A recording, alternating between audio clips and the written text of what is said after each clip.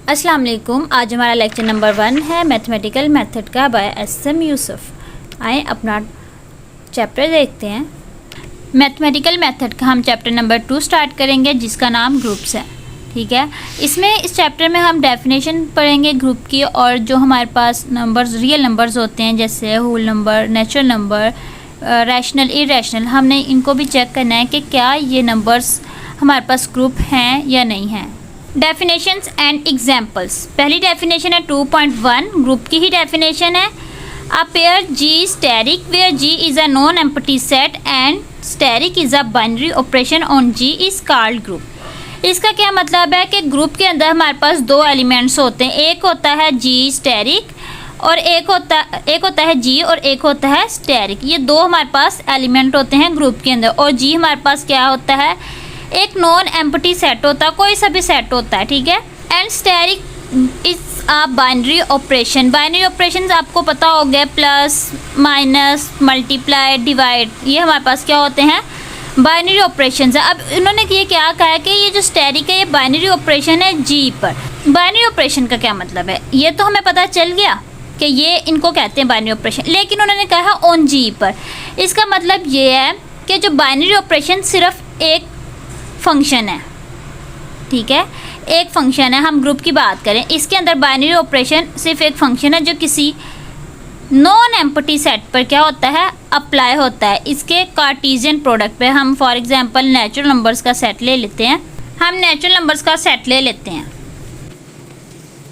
ये हमने एक सेट ले लिया, नॉन एम्प्टी सेट ले लिया, नेचुरल नंबर्स का सेट ले लिया। अब बाइनरी ऑपरेशन ग्रुप में क्या कहना चाह रहा है, बाइनरी ऑपरेशन ग्रुप में कह रहा है कि मैं सिर्फ एक फंक्शन हूँ जो किसी नॉन एम्प्टी सेट के अपने ही कार्टेशियन प्रोडक्ट पर अप्लाई होता है, और जो हमारे पास आंसर आता है वो भी इसी सेट में लाई कर रहा होता है। फॉर एग्जांपल देखें, बाइनरी ऑपरेशन क्या कहता है कि मैं एक फंक्शन हूँ किस पर, जी के कार्टेशियन प्रोडक्ट पर, और उसका जो आंसर है उनका जब हम दो फंक्शन के ऊपर बाइनरी ऑपरेशन अप्लाई करेंगे तो जो हमारे पास आएगा वो उसी सेट में से आएगा नंबर। फॉर एग्जांपल आप इसकी एग्जांपल एक और ले लिया, हमने एक फंक्शन लिया ए बी। ठीक है, ए बी बिलोंग कर रहे हैं, ये जो हमने सेट लिया है जी में से, और सॉरी एन में से बिलोंग कर रहे हैं। अब इसके ऊपर हम बाइनरी ऑपरेशन अप्लाई करें, देखें binary operation line wise apply करते हैं। ए प्लस बी, ए हम 1 ले लेते हैं और बी हम 2 ले लेते हैं। 1 + 2 = 3। ये नंबर नेचुरल नंबर के अंदर है, जी है। अब एक और ले लेते हैं एग्जांपल, ए मल्टीप्लाई बी कर लो तो 2 × 3 कर लो तो हमारे पास क्या आ जाता है 6। ये हमने दो ऑपरेशन अप्लाई किए, प्लस और माइनस, तो हमारा जो सा आंसर था वो इसके अंदर ही लाई कर गया। ठीक है, तो इसका क्या मतलब है, जो हमने दो सेट लिए थे, दो बाइनरी ऑपरेशन अप्लाई किया, वो हमारे पास ग्रुप था। एक बार फिर आपको रिवाइज करवा देती हूँ कि हमारे पास ग्रुप क्या है। हमारे पास ग्रुप के अंदर दो ही एलिमेंट्स मौजूद होते हैं, एक होता है जी, एक नॉन एम्प्टी सेट होता है, एक होता है स्टेरिक मतलब बाइनरी ऑपरेशन। ठीक है, ग्रुप के अंदर दो ही एलिमेंट्स होते हैं, एक होता है जी जो नॉन एम्प्टी सेट है, और एक होता है स्टेरिक मतलब ये बाइनरी ऑपरेशन है। ठीक है, और ये जो बाइनरी ऑपरेशन है वो मैंने आपको सॉल्व करके दिखाया कि वो एक फंक्शन है। बाइनरी ऑपरेशन क्या है, सिर्फ एक फंक्शन है जो किसी नॉन एम्प्टी सेट के अपने ही कार्टेशियन प्रोडक्ट, ठीक है, अपने ही कार्टेशियन प्रोडक्ट पर अप्लाई होता है बाइनरी ऑपरेशन, और इसी के अंदर जो हमने सेट लिया है इसी के अंदर आंसर देता है। आपको एग्जांपल्स भी दी मैंने आपको। ठीक है, नेक्स्ट देखते हैं अब कौन कौन से सेट बाइनरी ऑपरेशन होते हैं और कौन कौन से सेट बाइनरी ऑपरेशन नहीं होते। हम ये नहीं कह सकते कि हर सेट बाइनरी ऑपरेशन, ऐसा नहीं है। कुछ सेट ऐसे हैं जो बाइनरी ऑपरेशन हैं भी, और कुछ सेट ऐसे हैं जो बाइनरी ऑपरेशन नहीं भी हैं। हम वही पीछे वाली एग्जांपल लेंगे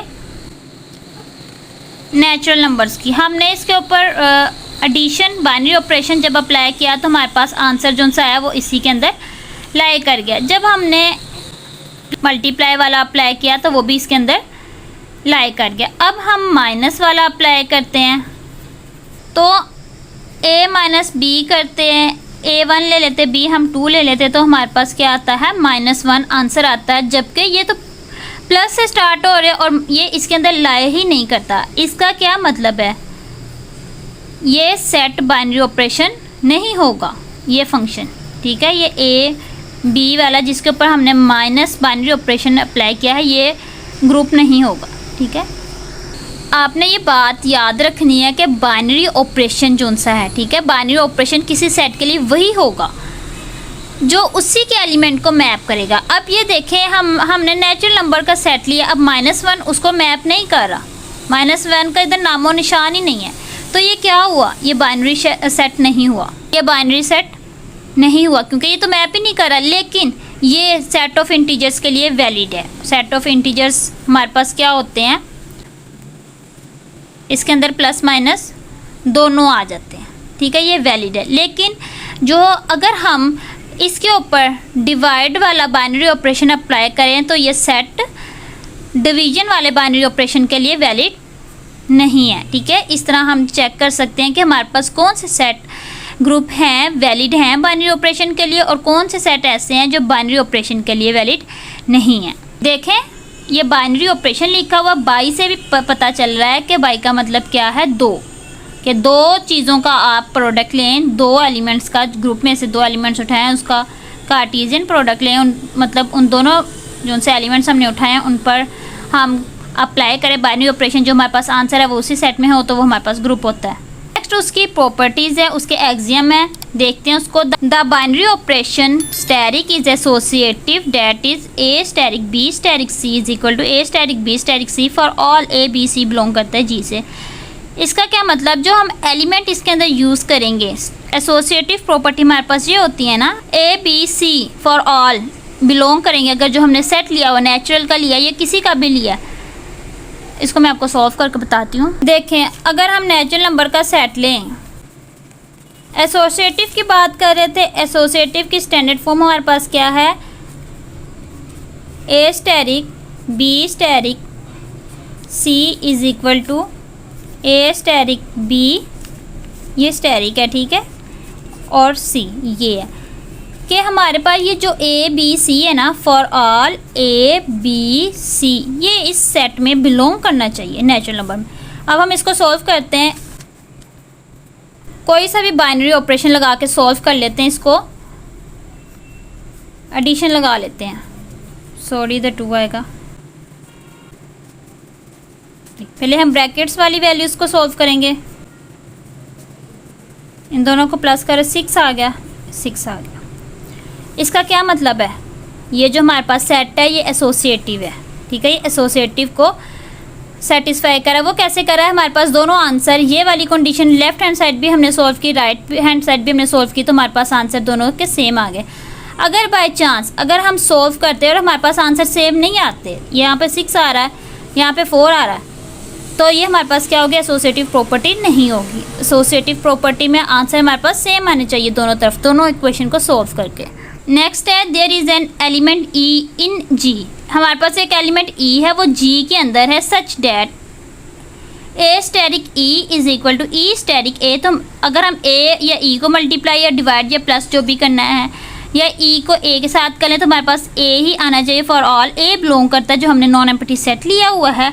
ई is called the identity element of G, E हमारे पास क्या होगा, आइडेंटिटी एलिमेंट ऑफ जी। अब आइडेंटिटी किसे कहते हैं, शनाख्त को कहते हैं ना, मतलब अपनी आइडेंटिटी, जैसे आपकी आइडेंटिटी आपका नाम है, मेरी आइडेंटिटी मेरा नाम है, ऐसे ही एलिमेंट्स की भी अपनी आइडेंटिटी होती है कि हम आइडेंटिटी को किसी भी एलिमेंट के साथ मल्टीप्लाई डिवाइड या प्लस कर रहे हैं, तो जो एलिमेंट है उसकी आइडेंटिटी ख़राब ना हो, उसकी आइडेंटिटी वही रहे। फॉर एग्ज़ाम्पल, अगर हम प्लस की एडिशन की बात करते हैं, तो एडिशन में ऐसा कौन सा एलिमेंट है जो सा आइडेंटिटी का रोल प्ले करें कि हम किसी भी नंबर को उसके अंदर ऐड करें और उस नंबर की आइडेंटिटी ना जाए। अब हमने नेचुरल नंबर पे बात कर रहे थे, तो नेचुरल नंबर ये हमने ले लिए।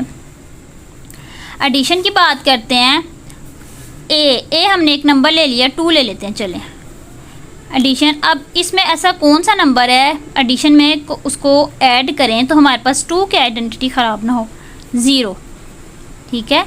तो फिर 0 + 2 करें तो हमारे पास आंसर तो 2 ही आएगा। तो 0 क्या है, एडिटिव आइडेंटिटी एडिशन की, ठीक है। ऐसे ही हम मल्टीप्लिकेटिव की ले लेते हैं, 2 ले लेते हैं मल्टीप्लाई।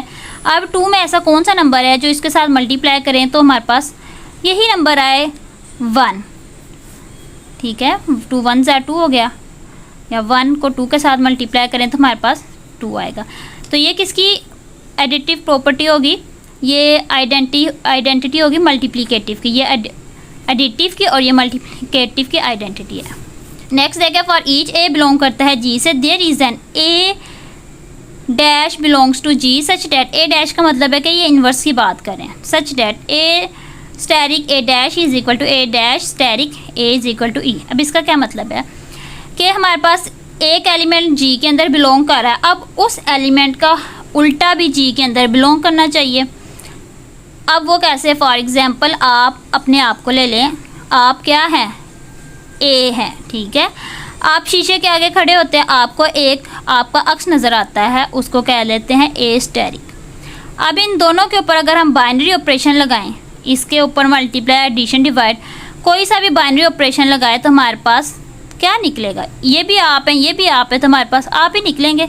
आइडेंटिटी मतलब आपकी अपनी आइडेंटिटी निकलेगी, ठीक है। तो इधर भी वही बात की हुई है कि ए का उलट, अगर ए पड़ा है जी के अंदर एक सेट के अंदर, तो उसका उल्टा भी तो एक सेट के अंदर पड़ा होना चाहिए ना। तो जब हम उसके ऊपर बाइनरी ऑपरेशन अप्लाई करें तो हमारे पास वो खुद इटसेल्फ आना चाहिए, इज इक्वल टू ई आना चाहिए, आइडेंटिटी आना चाहिए, ठीक है। तो A asterisk A dash is called the inverse of A, तो हम इसको इन्वर्स प्रॉपर्टी कहेंगे ए की। समझ आ गई ना बात की कि अगर ए बिलोंग कर रहा है जी से, एक एलिमेंट बिलोंग कर रहा है जी से, तो उसका उलट भी उसके अंदर होगा। अब उस उलट को और उस एलिमेंट को सॉल्व करें तो हमारे पास आइडेंटिटी आना चाहिए। मैं आपको एग्जांपल बताती हूँ, एडिशन की ले लेते हैं।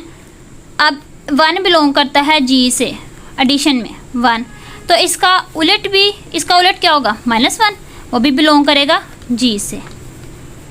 आइडेंटिटी की बात करें और हम एडिशन की बात करें, जब ब्रैकेट ओपन करेंगे माइनस हो जाएगा, 1 में से 1 निकाले तो हमारे पास 0 आ गया। तो एडिशन की आइडेंटिटी क्या है, 0। ऐसे ही आप माइनस मल्टीप्लाई की फाइंड कर सकते हैं। ये बात कर ली हमने 3 की, लेकिन जो ग्रुप होता है वो 4 प्रॉपर्टीज़ पर सेटिस्फाई होता है, ठीक है। कुछ में 3 लिखी हुई हैं, कुछ में 4 लिखी हुई हैं।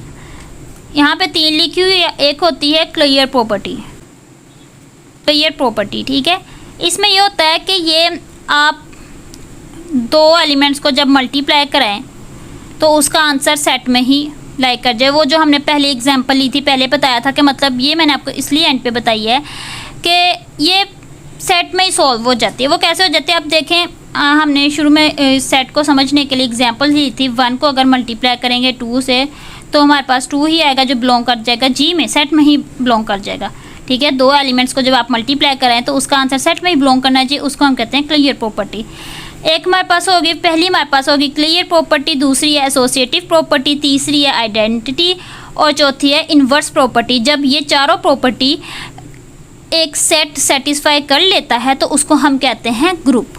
आसान अल्फाज में मैं एक बार फिर आपको ग्रुप के बारे में बता देती हूँ कि ग्रुप क्या है। ग्रुप एक ऐसा सेट है जो किसी ऑपरेशन के लिहाज से 4 प्रॉपर्टीज़ को सेटिस्फाई करे, उसको हम ग्रुप कहते हैं, ठीक है। ग्रुप एक ऐसा सेट है जो किसी ऑपरेशन के लिहाज से इन 4 प्रॉपर्टीज़ को सेटिस्फाई करे, इसको हम कहते हैं ग्रुप। ये जस्ट इसकी डेफिनेशन थी। जब हम आगे इस चैप्टर को आगे पढ़ेंगे तो हम इसकी बहुत सारी एग्जांपल्स देखेंगे, ठीक है। जैसे रैशनल, इररेशनल, क्या ये ग्रुप हैं कि नहीं है, इसके बारे में हम सब पढ़ेंगे। आज का लेक्चर बस यहीं तक था, जिसमें हमने जस्ट एक ग्रुप की डेफिनेशन की और इसकी कुछ एग्जांपल्स की। अगर मेरी वीडियो अच्छी लगी है तो इसको लाइक, सब्सक्राइब और शेयर ज़रूर कीजिए और इंशाल्लाह मिलते हैं नेक्स्ट लेक्चर में। अल्लाह हाफिज़।